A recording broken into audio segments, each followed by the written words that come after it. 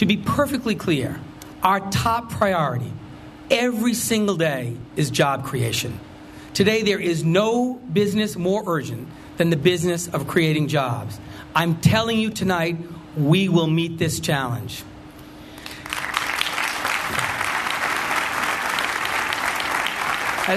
As I look around tonight in this extraordinary new school, I'm reminded that there is no better investment we can make to our long-term prosperity than to ensure that we are providing our children an education that will position them to thrive in the 21st century global economy. To that end, we have made initiating dramatic change in the Providence Public School system, beginning with the implementation of a core curriculum in math and science this year, which will be followed by English language arts and social studies next year.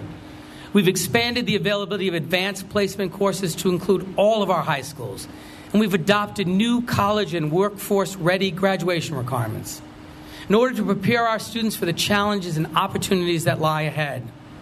We've implemented a criterion-based teacher hiring system and a teacher assignment protocol that focus on the needs of students.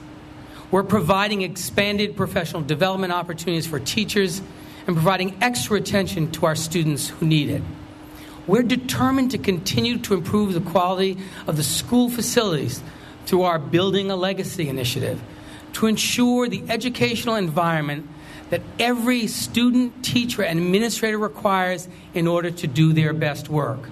The renovation of the Nathan Bishop Middle School is another shining example of what's possible.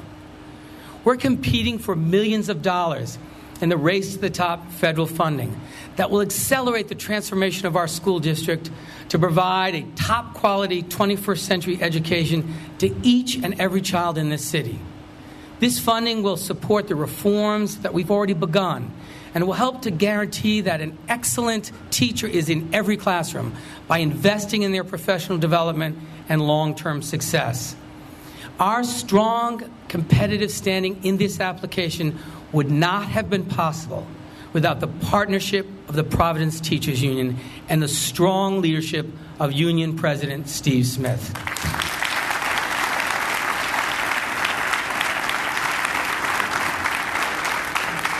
We are committed to pursuing innovation and reform inside the classroom and out. Providence has become a leader in the area of after-school and extended day learning, in large part because of the Providence After School Alliance, a nationally recognized public-private venture that has substantially increased high-quality out-of-school enrichment opportunities for young people.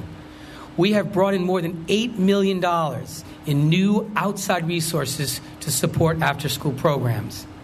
National organizations like the Wallace Foundation have been major supporters of our after-school efforts. More recently, the Charles Mott Foundation provided funding to strengthen the connections between after-school and the school day. This initiative, called A New Day for Learning, provides resources to involve teachers and community-based instructors so that the academic learning during the school day supports experiential learning after school. Now we're expanding these opportunities to our high school age students. Earlier this year, we kicked off efforts to create the Hub. The Hub is a setting for high school age youth to access the programs and services that interest them. The Hub is both a physical space for programs, counseling, and access to the web, as well as a virtual space, allowing youth to connect online with these opportunities and each other. Like education and after-school time, our community libraries are a critical aspect of our neighborhoods and are places of opportunity and exploration for residents of all ages. After the Providence Public Library, an organization that ran our city's library system for over 100 years, made it clear that they no longer wanted to have responsibility for our 9 neighborhood branches, the city stepped in. Through a partnership with the Providence Community Library, a new organization formed by library advocates from South Providence to Wanscott, our neighborhood libraries are not only secure, they're thriving.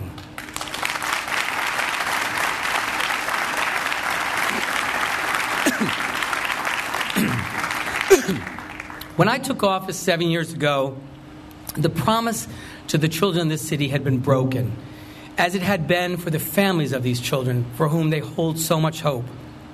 Since then, our entire community, teachers, principals, parents, and the students themselves have done so much to turn our schools around and restore that hope. Tonight, I make a new promise to the children of this city. Every child in Providence will be valued. Every child will learn and thrive in school facilities that are modern and safe.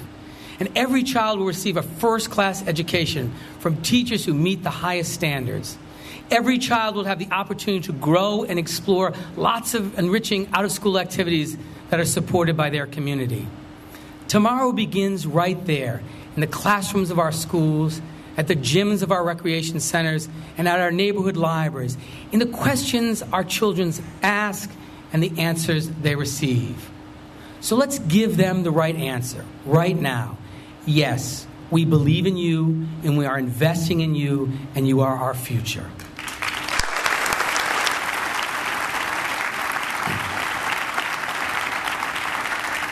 The challenge to get Providence residents working again and to sustain our investment in transforming education is a tall order. And still, there's more to do. The economic crisis that grips our city requires that we do everything we can to provide for those most in need.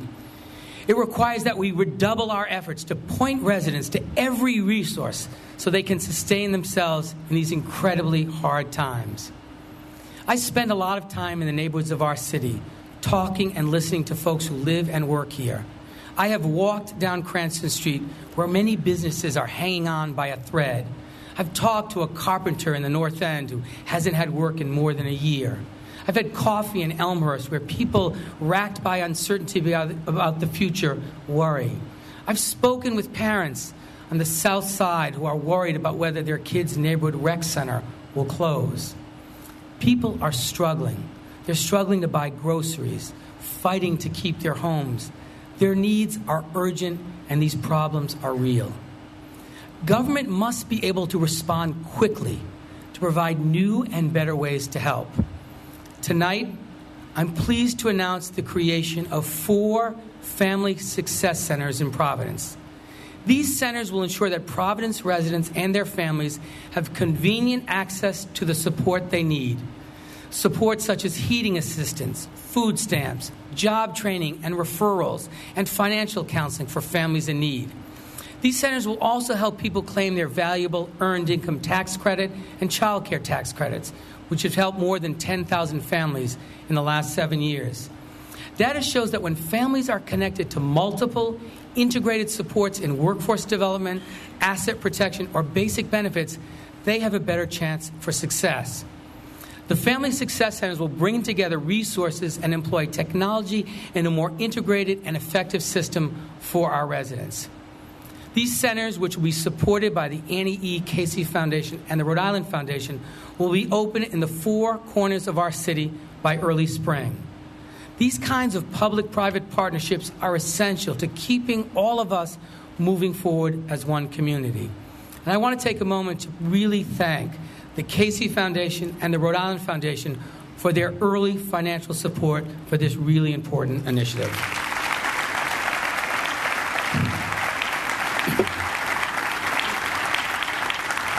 We are also working hard to do one of the most important things a city can do for its residents: keep them in their homes. This means rental assistance, counseling programs, homebuyer assistance, and new housing programs. Since the recession started, we've been working overtime to prevent foreclosures. And working with members of the City Council, I recently signed into law 2 new ordinances that directly address the foreclosure situation. The first helps tenants threatened with eviction from a foreclosed property by allowing renters to remain on site for the duration of their lease and requiring that essential services like heat and water continue. The second ordinance helps homeowners in danger of losing their homes to foreclosure by providing a mediation process with the lender, facilitated by a counselor approved by the Department of Housing and Urban Development. The early success of the program, both of these programs, underscores the importance of seeking counseling before foreclosure begins. Now, I want to acknowledge all the members of the City Council, and particularly Councilman Kevin Jackson, who led this effort at the City Council.